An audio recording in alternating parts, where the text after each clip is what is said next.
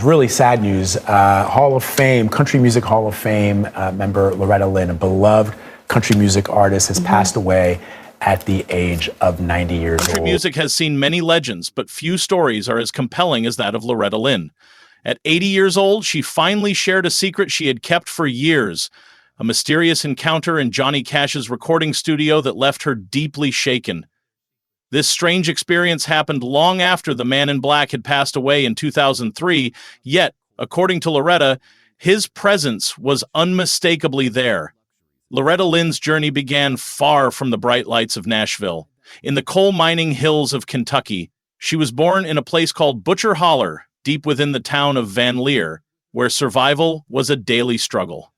The coal company controlled everything: the houses, stores, and even paid workers with company money that barely stretched to cover basic needs.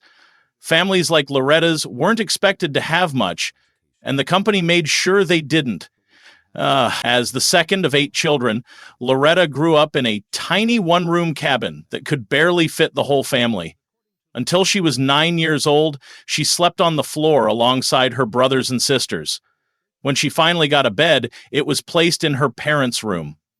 Winters brought harsh conditions and food became scarce, with her mother doing everything possible to keep the family going. When Loretta was just a little girl, she developed a severe ear infection that nearly cost her hearing. But doctors had to drill holes in her head to try to save it.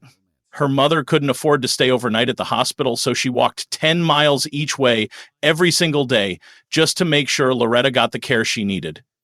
Many people in town didn't think the young girl would survive, but she proved them wrong. By age 12, Loretta was back in the hospital with a serious leg infection that required many painful shots. Her cousin Marie stayed by her side during this difficult time, but a nurse accidentally gave Marie one of Loretta's shots by mistake. Even during these painful moments, things didn't always go according to plan. At home, Loretta took on responsibilities far beyond her years. She essentially became a second mother, caring for the youngest children while her parents worked. Those quiet moments on the porch, rocking her siblings to sleep, became her first stage. This is where she began to sing, testing her voice on the only audience she had, her own family. Her father used to joke that she was going to make her little brother deaf with that powerful voice of hers. But even the neighbors in the mountains noticed her talent, with one telling her he enjoyed listening to her sing while he worked outside. That small bit of encouragement meant everything to the young girl. Loretta always claimed she got married at 13, but records later showed she was actually 15, still shockingly young by today's standards. In the Appalachian region during the early 1900s, however, marrying young wasn't unusual. Kentucky laws actually allowed underage marriages under certain conditions until as recently as 2018. So, in her world, early marriage was more the norm than the exception. Even considering the context of her time, Loretta's marriage to Oliver Doolittle Lynn wasn't a fairy tale from the start. Her parents strongly opposed the union. Her mother refused to sign the marriage papers and didn't even attend the wedding. Her father never warmed up to Doolittle either, which probably wasn't helped by the fact that Doolittle made promises, like not hitting Loretta or taking her away from her family, and then broke them almost immediately. Loretta was still just a teenager when she married, and by her own admission, she didn't really understand what marriage meant. Reality hit hard and fast. Just hours after the wedding, Doolittle struck her for the first time, all because she jokingly called him a word she didn't even understand. What started as a playful moment ended with violence, and that was only the beginning. There were other troubling incidents, green beans smashed against walls in frustration, and one terrifying moment where Loretta, in panic, hit back and accidentally knocked out his teeth. Over time, she learned to stand up for herself. She said if he hit her, she hit him right back. It wasn't easy, but she figured out how to survive. Even as she became a voice for strong women in country music, Loretta confessed she never really had a life of her own. She went straight from her father's home into a marriage where her husband made all the decisions. In fact, it was Doolittle who pushed her into singing. He told her she was just as talented as the women making money in Nashville, and that they should be part of that success too. At first, Loretta didn't have much say in the matter. Doolittle told her she would sing for 2 years, they would buy a house, and that would be the end of it. But 2 years in, she found herself constantly on the road, exhausted, barely eating, and still letting him take the lead. That's just how things were in their relationship. As her fame grew, so did her confidence, and she started to push back when things didn't feel right. Still, she never fully took control of her own career. Doolittle's drinking only made things worse. Loretta said he would disappear for days, sometimes weeks at a time, and she would wait, hoping each day would be the one he came home. When he finally did return, he was often still drunk, and the fights would start all over again. Eventually, being on tour started to feel easier than being at home, because at least on the road, she didn't have to live in constant uncertainty. Out of all that pain came some of her most powerful music. She turned her personal struggles into hit songs that resonated with millions of people. One of her most famous songs was inspired by those long nights waiting for Doolittle to come home. He would always try to figure out which lyrics were about him, and according to Loretta, pretty much all of them were. That song didn't just become a hit, it won her Female Vocalist of the Year at the very first Country Music Awards in 1967, and even earned her a Grammy nomination. Before Loretta married Doolittle, people around her had their doubts about him. He already had a reputation as someone who couldn't be faithful to women, and her parents weren't exactly thrilled about the match. It turns out they had good reason to worry. Not long after they got married, while Loretta was pregnant with their first child, Doolittle left her for another woman and sent her back home to her family. When he finally came back, her father was furious, especially because Loretta took him back. After giving birth, Loretta jumped straight into full-time motherhood, washing diapers by hand, hauling water, and keeping everything together pretty much on her own. Doolittle, meanwhile, wasn't much help around the house. He continued to have affairs, including one with Loretta's own sister-in-law, but Loretta wasn't the kind of woman to sit quietly and take such treatment. She once told a story about how her daughter came home saying she had seen her father with another woman. Loretta didn't hesitate. She marched right over and confronted the woman, even though she was bigger than Loretta was. She channeled a lot of that fire and anger into her music. Her songs weren't just catchy tunes. They were warnings and statements of strength. One particular song was inspired by a woman in Tennessee who was making eyes at Doolittle while Loretta was performing on stage. She let it be known that if the woman didn't back off, there would be serious consequences. For Loretta, as rough as things got in her marriage, she felt her love for Doolittle made it all worth it. In her own words, if you couldn't fight for your man, he wasn't worth having. As Loretta's early years as a mother were especially difficult, after her second baby, she suffered 2 miscarriages and nearly died from blood poisoning. Because they couldn't afford hospital care, she stayed home, and by the time doctors figured out what was wrong, it was almost too late. When it came time to deliver her third baby, she needed a C-section, but Doolittle was out working in the logging camp somewhere and couldn't be reached to sign the hospital papers. Loretta was left alone in the hospital, drugged and in labor, with no one by her side. All those chaotic, painful moments fed into her songwriting.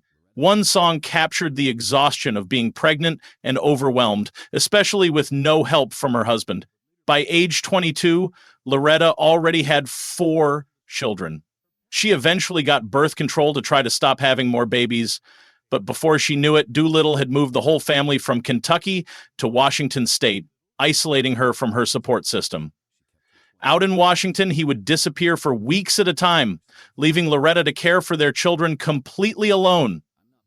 At one point, they were so broke that she and the kids survived on dandelions for nearly 2 weeks. She desperately wanted to go back home to Kentucky, but how could she travel 3,000 miles with 4 young children and no money? Then came another surprise. Twins.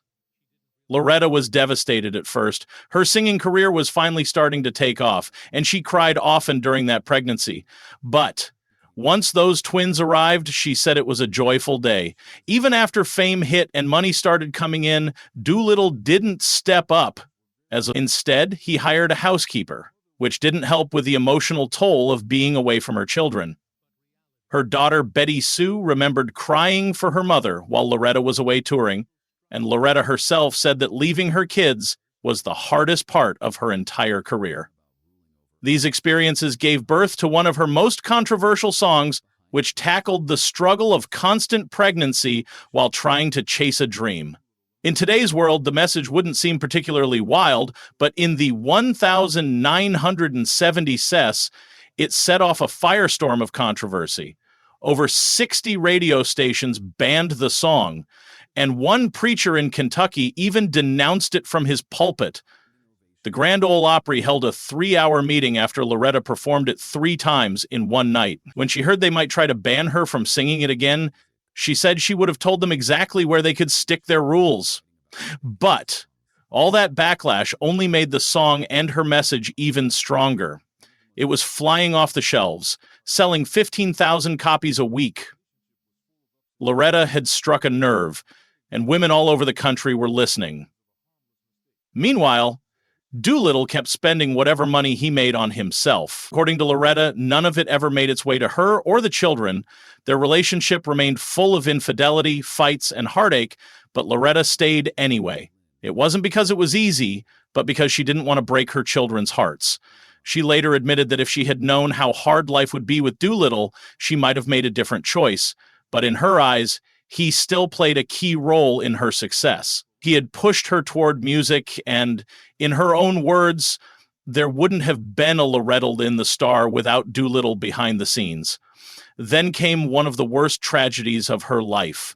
In 1984, her son Jack Benny Lynn, who was her favorite, died at just 34 years old. He was out horseback riding on their Tennessee ranch and tried to cross the dangerous Duck River. It's believed he hit his head on a rock and drowned. His horse was found waiting by the riverbank, and soon after, they found Jack's body. At the time, Loretta was on tour in Illinois. She was so worn out that she had checked herself into a hospital and collapsed on her tour bus. It was Doolittle who broke the heartbreaking news to her. Jack had his father's wild streak, he liked to drink, and didn't care much for hard work. But he had recently started focusing on his wife and children, and Loretta loved him deeply. She was convinced something suspicious had happened that day. At the funeral, she was so overwhelmed with grief that she collapsed and had to be rushed to the hospital. Years later, in 1996, Loretta was right there beside Doolittle when he passed away from complications related to diabetes. The last song she ever wrote for him was about missing him. She even sang it to him as he lay dying. After he was gone, she said she missed everything about him. No matter where she went, it felt like he was still there, lingering in every room and every memory. Their marriage had been far from perfect. It was messy and even painful at times. But somehow, through all the ups and downs, Loretta and Doolittle had shared a bond that only the two of them could truly understand. By the mid-1970s, Loretta Lynn wasn't just a star, she was the biggest name in country music, especially among female artists. Even People magazine recognized this fact. A few years earlier, in 1972, she had made history as the first woman ever named Entertainer of the Year by the Country Music Association. Now, that wasn't just a lucky break either. She went on to win the Academy of Country Music's Female Vocalist of the Year 3 times in just 4 years. In 1976, she told her life story in her autobiography, which became a bestseller. Just 4 years later, Hollywood came calling, and in 1980, the book was adapted into a film with an actress playing Loretta so convincingly that she won an Oscar for the performance. Loretta's last top 10 hit came in 1982, and her final top 40 song followed in 1985. After that, she slowed down on recording and focused more on touring, but the honors kept coming. In 1988, she was inducted into the Country Music Hall of Fame. But she wasn't done making music yet. In 1993, she joined forces with fellow legends Dolly Parton and Tammy Wynette to record an album together. Then in 2000, she dropped a solo album proving she hadn't lost her touch. In 2002, she shared more of her story in a second book. But 2004 brought one of her biggest surprises when she teamed up with Jack White from the White Stripes to create an album that was raw, fresh, and completely her style. Loretta wrote all 13 tracks, calling it the most country thing she'd ever recorded. The album was a smash with both critics and fans, winning a Grammy for Best Country Album. The standout duet with Jack White also picked up a Grammy for Best Country Collaboration. Throughout her career, Loretta racked up more Hall of Fame inductions than any other female singer. She was honored with the Kennedy Center Honors in 2003, a Lifetime Achievement Grammy in 2010, and the Presidential Medal of Freedom in 2013. Then in 2016, she released what would become her final major album, a reflective collection that brought together her roots, her timeless classics, and a few new songs. The legend of Johnny Cash extends far beyond just his music. It's a feeling, a presence that still lingers in the corners of country music. For Loretta Lynn, that presence once walked right into the studio with her. Johnny Cash had passed away in 2003, but he left behind a legacy as one of the most influential figures in country music history. Everyone knows his biggest hits, but Cash's impact ran much deeper than just chart success. He helped lead a movement that shook up the country scene and gave it some much-needed edge. Loretta Lynn, a legend in her own right, had been a fan of Johnny and his wife June Carter Cash from way back. She often said the Carter family's music was the first she ever heard. After Johnny and June passed away just months apart, Loretta became close with their son John Carter Cash. He credited her with helping him through that tough time, and eventually he ended up producing some of Loretta's later albums. He sat watching the world go by. Something caught her eye. It wasn't so much its color or shape, but the way it was moving. She squinted to see if she could better understand what it was and where it was going, but it didn't help. As she continued to stare into the distance, she didn't understand why this uneasiness was building inside her body. In her final years, Loretta did most of her recording at Johnny Cash Cabin Studios in Hendersonville, Tennessee, just outside Nashville. This wasn't just any recording studio. It was built by Johnny himself in 1978. Right across from the house where he once kept exotic animals like zebras and ostriches. Originally, it was just a quiet spot for him to write and relax, but it eventually became something special, almost like a sacred creative. During the making of her 2016 album, Loretta was recording one of Johnny's songs when something strange happened. She looked up and thought she saw a man in a gray suit walk into the studio. It looked just like Johnny Cash. The lighting in the studio was dim, like most recording studios, but she was so sure of what she saw that she stopped singing and said out loud that she would have sworn she just saw Johnny Cash walk through that door.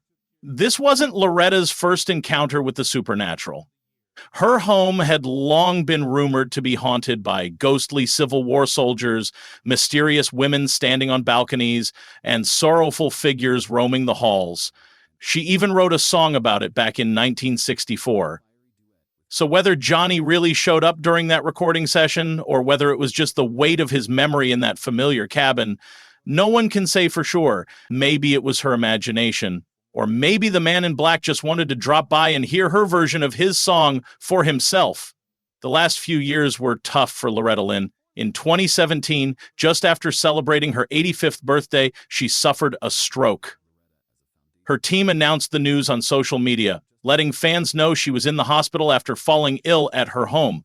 Thankfully, she was responsive and expected to recover, but it meant she had to cancel all her upcoming shows. Learning she had suffered a stroke hit her hard. One of her first thoughts was whether she would ever be able to sing again. Singing wasn't just a career for her, it was part of who she was. As if that wasn't enough, she broke her hip just a year later, making recovery even harder. People around her started to doubt whether she would bounce back, but Loretta had other plans. She surprised them all by proudly announcing that she could move her arms, she was doing well, and yes, she could still sing. When tabloids claimed her health was failing and her family was preparing for the worst, Loretta responded with a social media video that showed she still had plenty of fight in her. She laughed off the rumors and made it clear She was alive, well, and ready to fight anyone who said otherwise. Even in her late 80s, Loretta wasn't slowing down.